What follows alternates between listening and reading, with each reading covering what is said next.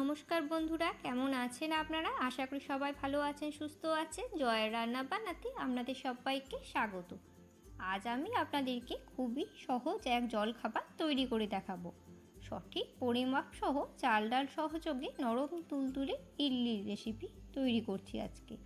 খুব কম উপকরণ দিয়ে এই রেসিপিটা তৈরি করা যায়। দক্ষিণ ভারতীয় স্বাদ আপনারা ঘরে বসে পেয়ে যাবেন।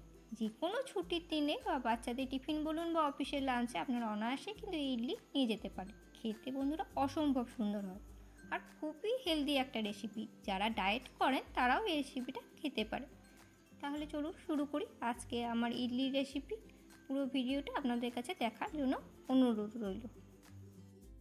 তো প্রথমেই দেখুন, ইডলির জন্য যে দুটো মেন উপকরণ, সেই দুটো উপকরণই নিয়েছি বাঁশকাঠি চাল নিয়েছি 300 গ্রাম মতো, আর নিয়েছি বিউলির ডাল 100 গ্রামের মতো।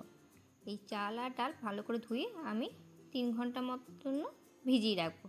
যেদিন আপনারা ইডলি তৈরি করার প্ল্যান করবেন সেদিন সকালবেলা 3 ঘন্টা মতো ভিজিয়ে রাখলেই হয়ে যাবে। তো চলুন এগুলো ভিজিয়ে নিই চটপট করে। 3 ঘন্টার মতো ভিজিয়ে রাখি।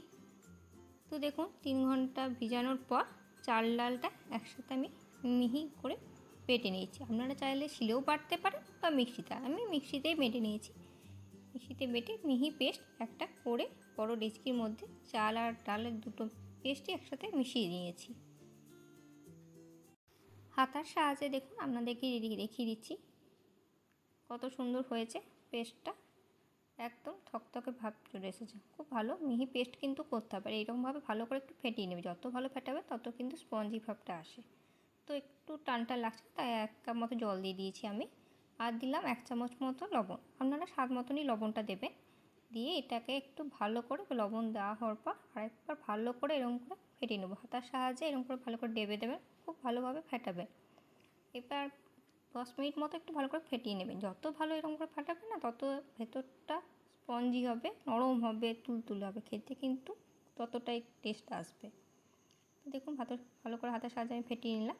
তো চলুন এরপর মূল রান্নাটায় ইডলিটা চাপাই। তো ইডলিটা তৈরি করবো চলুন। তার জন্য আমি একটা বড়ো ডেচকির মতো বড় গামলা জায়গা আছে, সেটা আমি জল বসিয়ে দিয়েছি। ইডলিটা সম্পূর্ণ কিন্তু ভাপেই হবে, তাই জলটা গরম হতে দিয়েছি। ঢাকনা লাগানো আমার একটা বড়ো ডেচকি। তো এটা বিশেষত ইডলি তৈরি করা হয়। তো এই প্লেট আছে, প্লেটগুলোতে খোপ আছে, এগুলোতে আমি দিয়ে দেবো ব্যাটার। এরকম যদি আপনাদের জায়গা না থাকে সেক্ষেত্রে একটা বড় ডেচকিতে আপনারা জল বসিয়ে তার জালির উপর একটা বড় থালা রেখে সেই থালার মধ্যে ছোটো ছোটো এরকম বাটি সাহায্য দিয়েও আপনারা কিন্তু ভাপে তৈরি করতে, সেক্ষেত্রেও কিন্তু সম্পূর্ণ খুবই ভালো হয়। তো আমার এই জায়গাটা আছে, তাই এইগুলোতে আমি ইডলিটা তৈরি করব। এই খোপ প্লেটগুলোতে একটু তেল ব্রাশ করে নিয়েছি, তাহলে ভালো চটপট উঠে যাবে। তো তেল ব্রাশ করে নেওয়ার পর যে চাল ডালের ব্যাটারটা করেছিলাম সেটা 1 হাতা করে এবার এর মধ্যে খোপ জায়গাগুলোতে দিয়ে দিচ্ছি। 1 হাতা করেই দেবো, তাহলে এরকম সুন্দর সুন্দর গোল গোল শেপে উঠে আসবে। বেশি দিলে আবার ভরাট হয়ে যাবে আরও। তো 1 হাতা করে দেখুন শেপেও চলে আসছে আমার। এরকম করে দিয়ে ব্যাস এই খোপগুলো তো ভরাট করে চলুন এগুলো এবার ভাপে বসিয়ে দিই। তো প্লেটগুলো এবার চলুন ভাপে বসিয়ে দিই। কিন্তু বললে আমি ভাপে বসিয়ে নিই। যে জলটা গরম হতে দিয়েছিলাম একটা বড়ো জায়গার ডেচকিটার মধ্যে, জলটা অনেকটা গরম হয়ে গেছে। ব্যাস এইগুলো এবার সাজিয়ে ঢাকনা দিয়ে দেবো। মিনিট 15-20 রাখলে, ভাপে রাখলে কিন্তু অটোমেটিক সেদ্ধ হয়ে যাবে, আর উল্টানো কোনো দরকারই নেই। তো 20 মিনিট পর আমি ঢাকনা খুলে দেখুন একটা প্লেট বার করে নিয়েছি। এরপর চামচের সাহায্যে আমি আস্তে আস্তে করে কেটে নিচ্ছি। কেটে আপনাদেরকে দেখাচ্ছি।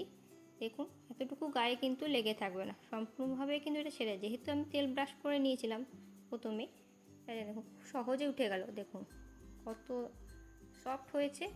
আমি আপনাদেরকে ভেঙেও দেখিয়ে দিচ্ছি।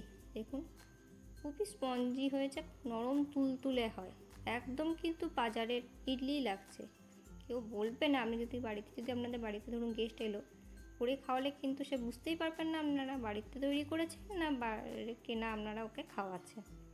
তো এইভাবে চলুন সব ইডলিগুলোই আমি প্লেট থেকে কেটে তুলে সার্ভিং প্লেটে সার্ভ করে দিই। দেখতে কত লোভনীয় লাগছে না? খেতে বন্ধুরা নরম তুলতুলে দারুণ হয় খেতে। একবার আমার মতো করে বাড়িতে তৈরি করবেন, আশা করি আপনাদেরও খুব ভালো লাগবে। তো বন্ধুরা, আজকের রেসিপি ভালো লাগলে অতি অবশ্যই একটা লাইক করে দেবে আর কমেন্ট করে আমাকে জানাবে কেমন লাগলো আজকের রেসিপি।